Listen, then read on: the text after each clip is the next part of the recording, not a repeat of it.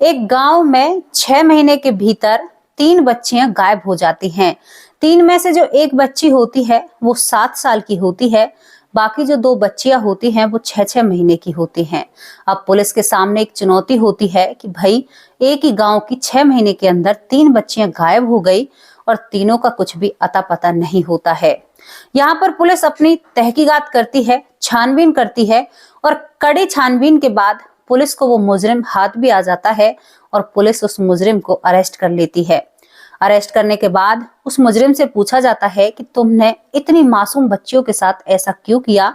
तो यहाँ पर जो मुजरिम होता है वो कहता है कि सारी सच्चाई आप लोगों के सामने रखूंगा, केवल मुझे बिस्किट दे दो, एक पैकेट लाकर आपको मैं सब कुछ बता दूंगा।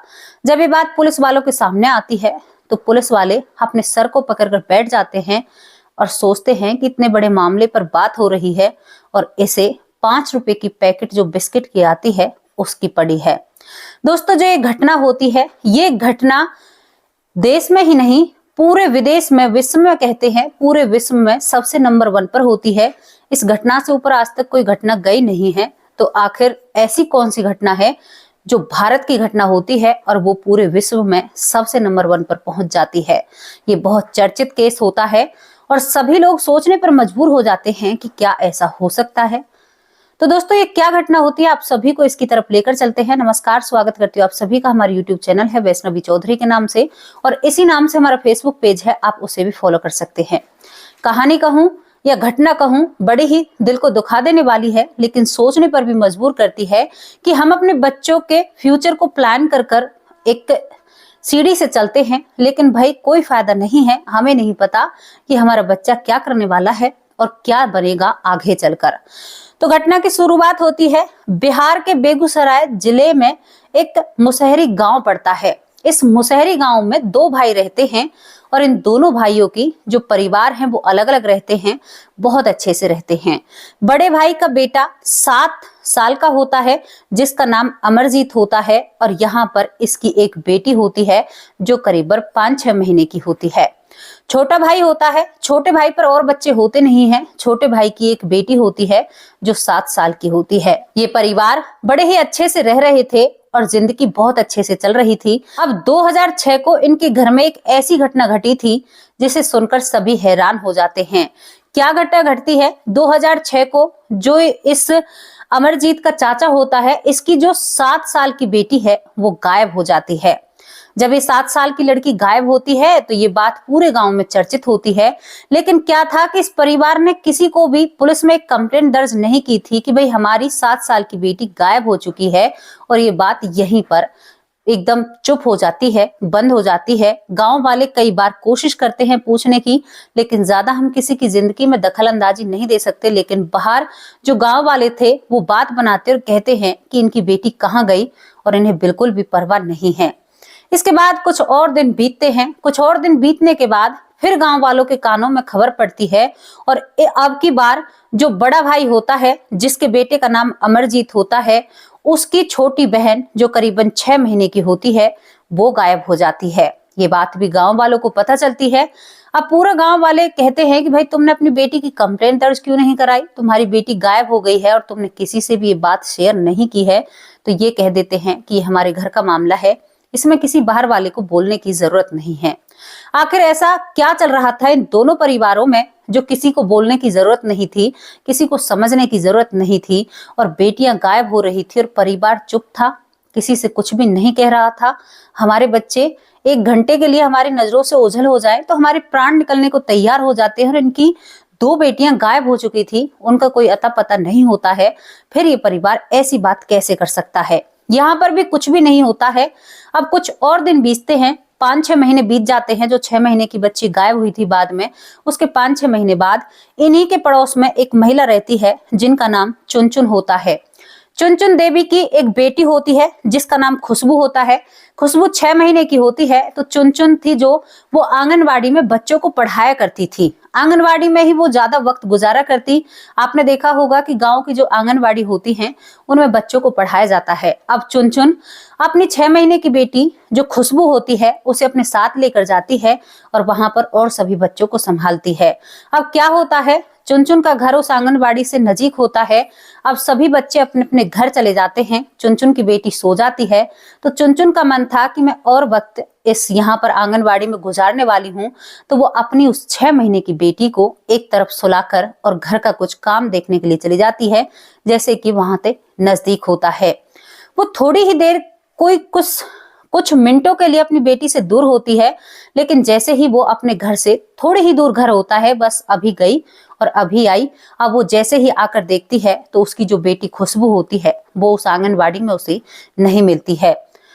जब खुशबू आंगनबाड़ी में नहीं मिलती है तो चुनचुन के होश उड़ जाते हैं और वो काफी परेशान हो जाती है और वो अपने माथे को पीटने लगती है। पहले तो चारों तरफ अपनी बेटी को ढूंढती है, लेकिन जब बेटी कहीं पर भी नहीं मिलती है, काफी देर तक वो अपनी बेटी को ढूंढती है। हर पड़ोसी से पूछती है कि तुमने मेरी खुशबू को देखा, उसकी इकलौती बेटी होती है। तो सब मना कर देते हैं और ये बात चिंताजनक थी, क्योंकि चुनचुन को भी पता था कि इस गांव से 2 बेटियां गायब हो चुकी हैं। अब चुनचुन बिना किसी से कुछ कहे पुलिस स्टेशन पहुंच जाती है। भगवानपुर पुलिस स्टेशन जाती है। इसी इलाके में ये गांव आता है, मुसहरी गांव। अब भगवानपुर पुलिस स्टेशन में जाकर पुलिस वालों के सामने गुहार लगाने लगती है। पुलिस वालों से कहती है कि साहब कुछ भी करो, लेकिन मेरी बेटी को ढूंढ कर ला दो, वरना मैं अपनी बेटी के बिना जीवित नहीं रहूंगी। चुनचुन उनके सामने गिड़गिड़ाने लगती है। पुलिस वाले कहते हैं कि अभी तो आई है, जरूर ढूंढ कर देंगे। और पुलिस वाले अब उस महिला से चुनचुन से पूछताछ करने लगते हैं। चुनचुन रोती रहती है, आधी बातों के जवाब देती है, आधी बातों के जवाब नहीं देती है। अब यहाँ पर पुलिस वाले पहले चुनचुन को पानी पिलाते हैं और कहते हैं कि देखो बहन जी, अगर आप सही सही जवाब और हमें सही सही जानकारी नहीं दोगे तो आपकी बेटी को हम कैसे ढूंढेंगे। तो वो सारी बातें बताने लगती है कि मैं थोड़ी देर के लिए अपनी बच्ची को आंगनबाड़ी के अंदर ही सुलाकर, मेरा घर बिल्कुल थोड़ी सी ही दूर है, मेरा और वक्त वहां पर गुजारने का मन था, लेकिन आते वक्त मुझे मेरी बेटी कहीं पर भी नजर नहीं आती है। पुलिस वाले सुनते हैं तो वो कहते हैं कि आपको किसी पर शक है? तो वो कहती है कि मुझे तो किसी पर भी शक नहीं है। तभी चुनचुन के दिमाग में एक बात आती है, वो कहती है कि साहब मैं आपको एक बात बताना चाहती हूँ। हमारे पास 2 और परिवार हैं जिनकी बेटियां गायब हुई हैं, लेकिन उन लोगों ने आपके पास कोई रिपोर्ट दर्ज नहीं कराई। इस बात का मुझे भी बहुत एहसास है, लेकिन उन लोगों ने ऐसा क्यों किया है? अगर आप उनसे पूछताछ करें तो कुछ ना कुछ मेरी बेटी के बारे में जानकारी मिल सकती है। पुलिस वाले इस बात को सुनते ही तुरंत यहाँ पर उस घर में पहुंचते हैं जिनकी अभी तक 2 बेटी गायब हो चुकी थी। अब वहां पर उन घर वालों के सामने जाकर कहते हैं कि तुम्हारी 2 बेटियां गायब हो गई और तुम लोगों ने एक कंप्लेंट दर्ज नहीं कराई, ऐसा तुम लोगों ने क्यों किया है? ये घर वाले सहमे से डरे से एक तरफ खड़े हो जाते हैं और सोच विचार में पड़ जाते हैं कि अब पुलिस वालों से क्या कहें।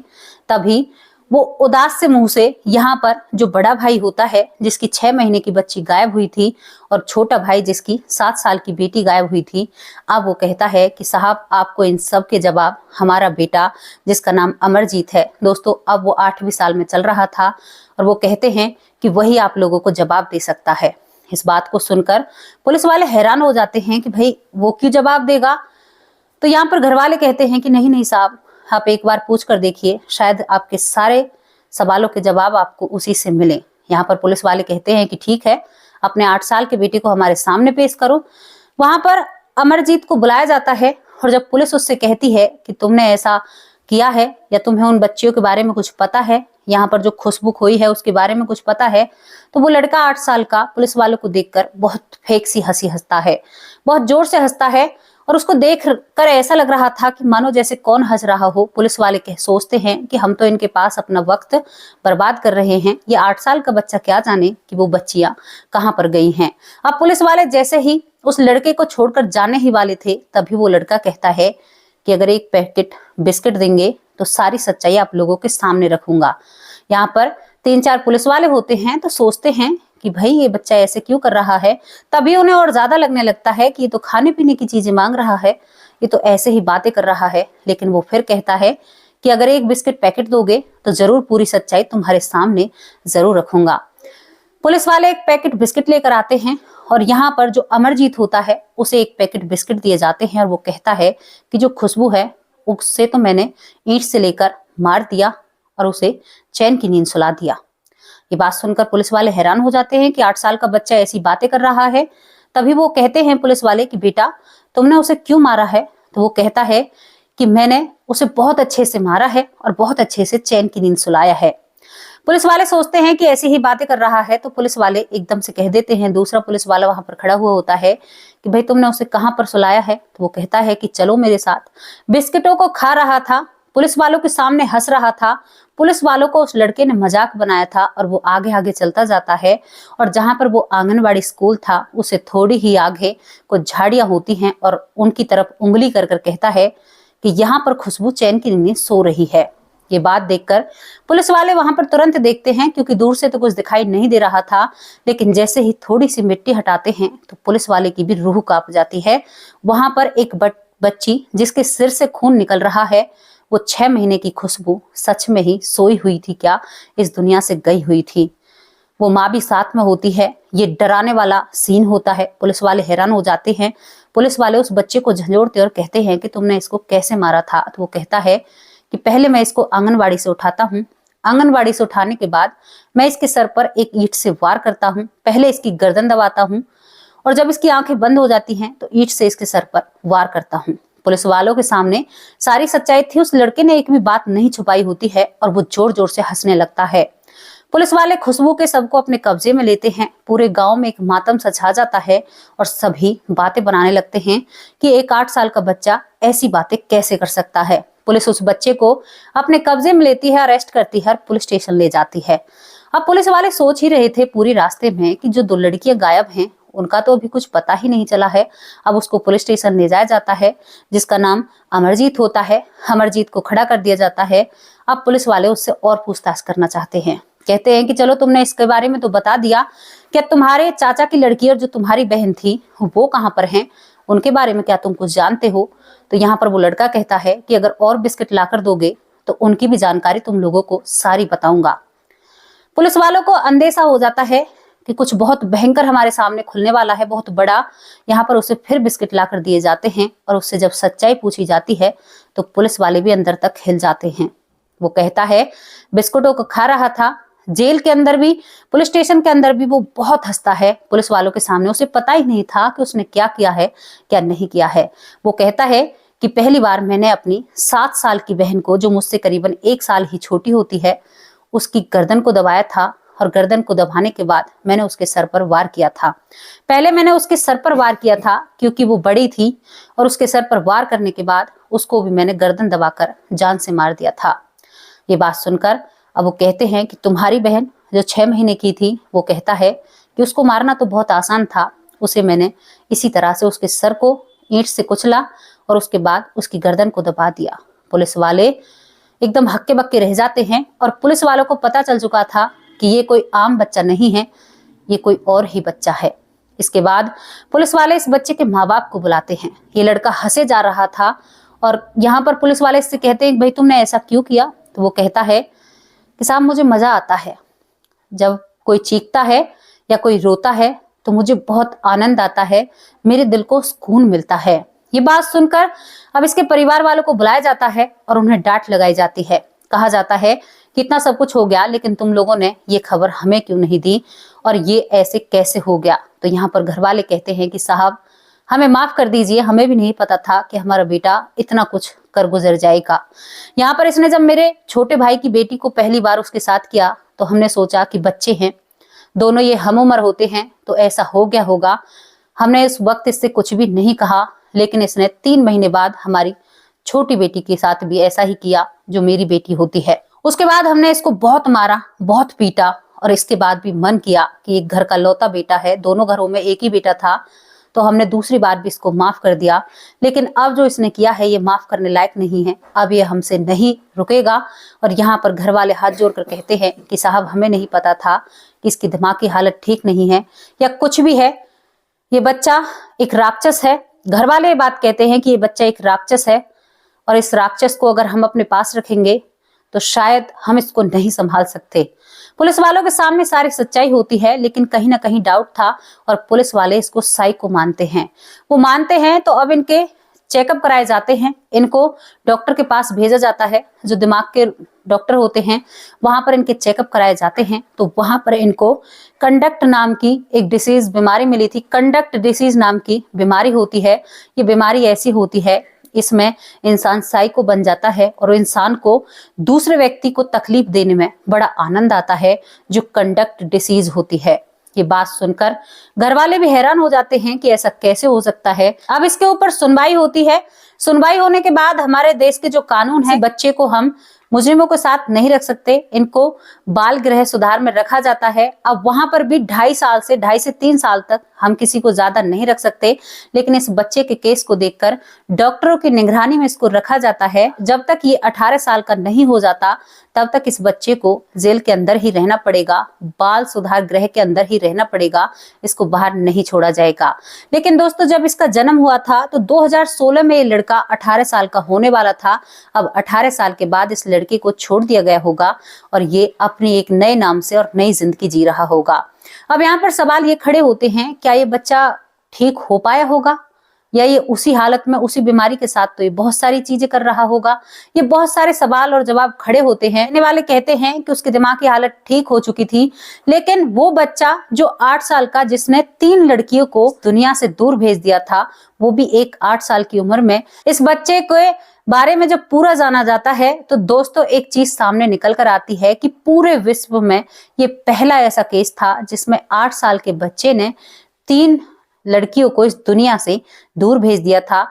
पूरे विश्व में ये पहला ऐसा सबसे छोटा साइको किलर था, जिसको साइको किलर का नाम दिया गया था, क्योंकि ये बालक 8 साल का था और इसने 8 साल की उम्र में इतने बड़े काम को कर दिया था। आज ये आजाद है। तो दोस्तों, इस घटना पर आप क्या कहना चाहते हो? मैं एक बात रखना चाहती हूँ, हमारे बच्चे जब पैदा होते हैं और जब हम उनके साथ रहते हैं तो उनमें अपने जो खोए हुए सपने हैं, जैसे कि मेरा या आपका सपना होता है, तो उन सपने को हम अपने बच्चों में देखते हैं। कोशिश रहती है कि जो मेरा सपना अधूरा हो रह गया वो शायद मेरे बच्चे पूरा करेंगे, कि जैसे मेरे कुछ बनने का सपना है तो वो बच्चे पूरे करेंगे। जैसे आपका कोई सपना, माँ का सपना था डांसर बनने का, तो वो बेटी में उस सपने को देखती है। पिता का सपना था एक बड़ा बिजनेसमैन बनने का, तो वो अपने बच्चे में, बेटे में इस सपने को देखता है। लेकिन इस बच्चे में हम कौन सा सपना देखें? इस बच्चे के सामने हम कौन सी बातें रखें? यहाँ से एक क्रूरता तब भी बढ़ती है दोस्तों, जैसे हम बच्चों के सामने बहुत सारी चीजें गलत कर देते हैं। बहुत लोग अपने घर में जो चिकन होता है उसे भी खाते हैं, बच्चों के सामने इन चीजों को करते हैं, तो उन बच्चों का जो सॉफ्ट कॉर्नर होता है वो खत्म हो जाता है। मैं एक दूसरे वे में बोलना चाहती हूँ कि जो सॉफ्ट कॉर्नर मतलब एक नरम दिल है वो खत्म हो जाता है। वो बच्चे बहुत कठोर बनते हैं जिनके सामने सारी चीजें की जाती हैं। फिर वो बच्चे बिल्कुल किसी से डरते नहीं हैं। कुछ लोग ऐसे होते हैं कि कहीं से कुछ चिकन खरीदने गए तो अपने बच्चे को शॉप पर ले जाते हैं, उनको वो सारी चीजें दिखाते हैं, समझाते हैं। आप क्या रखना चाहते हो अपने बच्चे के सामने? आप अपने बच्चे को एक निर्दयी बच्चा बनाना चाहते हो? जो आप ऐसा करते हो, बहुत लोग करते हैं। अब उन लोगों से हम क्या कह सकते हैं? कुछ कह तो नहीं सकते, लेकिन दोस्तों ये बातें गलत है। अपने बच्चों को समाज के बारे में, लोगों के बारे में जानकारी दीजिए। हालांकि ये बीमारी थी, बीमारी इंसान को होती हैं, बहुत लोगों को होती हैं, ये बड़े लोगों में भी होती हैं। और जो साइको होते हैं ना, उन्हें किसी को तकलीफ में देखकर बहुत मजे आते हैं और बहुत अच्छा लगता है जब कोई लड़की चीखती है। दोस्तों, एक पॉइंट की बात आपने नोटिस की, इस केस में जितनी भी थी तीनों ही लड़कियां थी, लड़का एक भी नहीं था। इस लड़के ने लड़कियों को ही चुना था और उन्हीं के साथ ऐसा किया था। तो आप इस पर क्या रखना चाहते हो? दूसरी बात, आप इस पर भी गौर देना कि जो लोग मांसाहार होते हैं, मतलब जो लोग अपनी जिंदगी में करते हैं जो कुछ करते हैं, लेकिन अपने बच्चों को ना थोड़ा सा सावधानी से और अच्छे से पाल पोस कर बड़ा कीजिए, ताकि आपका जो भविष्य है ना वो सुनहरा आपको नजर आए और आपकी जिंदगी खुशहाल बीते। ये घटना समाप्त हो जाती है दोस्तों, आप लोगों से विदा लेते हैं। यहाँ पर ये ऐसा केस था जो पूरे विश्व में चर्चित रहा और इस केस पर कई लोगों ने अपने तरीके से कई काम किए, कई सर्च की, कई चीजें ऐसी करी। दोस्तों, इस पर एक फिल्म भी बनती है, वो फिल्म भी डराने वाली होती है। उस फिल्म को देखकर डर सा लगने लगता है। तो आप इस पर अपनी क्या राय रखना चाहते हो? अपनी राय कमेंट बॉक्स में जरूर रखना। अब उन लोगों के नाम लेते हैं जो लोग हमारी वीडियो पर रेगुलर कमेंट करते हैं। पहला नाम है शिव हरि शर्मा, बहुत बहुत धन्यवाद आपका। रमेश कुमार अग्रवाल, बहुत बहुत धन्यवाद रमेश कुमार अग्रवाल जी। प्रिंस चौधरी, बहुत बहुत धन्यवाद प्रिंस जी, आपका तहे दिल से शुक्रिया अदा करते हैं। माधुरी शर्मा, बहुत बहुत धन्यवाद, आपकी बेटी का नाम है, अब आपका नाम भूल चुकी हूँ। माधुरी शर्मा जी, तहे दिल से आपका शुक्रिया अदा करते हैं। उर्मिला जी, बहुत बहुत धन्यवाद उर्मिला जी, तहे दिल से आपका शुक्रिया अदा करते हैं। कस्मा, बहुत बहुत धन्यवाद कस्मा जी, तहे दिल से आपका शुक्रिया अदा करते हैं। मनोहर, बहुत बहुत धन्यवाद मनोहर जी, आपके कमेंट बहुत अच्छा था। विजय, बहुत बहुत धन्यवाद विजय जी, तहे दिल से आपका शुक्रिया अदा करते हैं। चंद्रबहान जी, इन्होंने कई बार हमारी वीडियो पर कमेंट किया है। चंद्रबहान जी, बहुत बहुत धन्यवाद आपका, तहे दिल से शुक्रिया अदा करते हैं। दिनेश कुमार, बहुत बहुत धन्यवाद दिनेश कुमार जी। ललिता यादव, बहुत बहुत धन्यवाद आपका, तहे दिल से शुक्रिया अदा करते हैं। बहन, स्वागत है आपका हमारे परिवार में। बबीता जी, बहुत बहुत धन्यवाद बबीता जी, आपका तहे दिल से शुक्रिया अदा करते हैं। आप बहुत अच्छे कमेंट करते हैं और बहुत ही प्यारे आपके कमेंट होते हैं और हर वीडियो पर आपके कमेंट होते हैं, तो आपका हम तहे दिल से शुक्रिया अदा करते हैं। योगेश पांडे, बहुत बहुत धन्यवाद योगेश पांडे जी, आपका तहे दिल से शुक्रिया अदा करते हैं। गंगाधर प्रधानी, ये भैया बिहार से, उड़ीसा से हैं शायद, बहुत बहुत धन्यवाद भाई जी, आपका तहे दिल से शुक्रिया अदा करते हैं। अब आप लोगों से विदा लेते हैं दोस्तों, कल एक नई और सच्ची और अच्छी स्टोरी के साथ आप लोगों के सामने हाजिर होंगे। तब तक के लिए आप लोगों से विदा लेते हैं। नमस्कार, जय हिंद, जय भारत।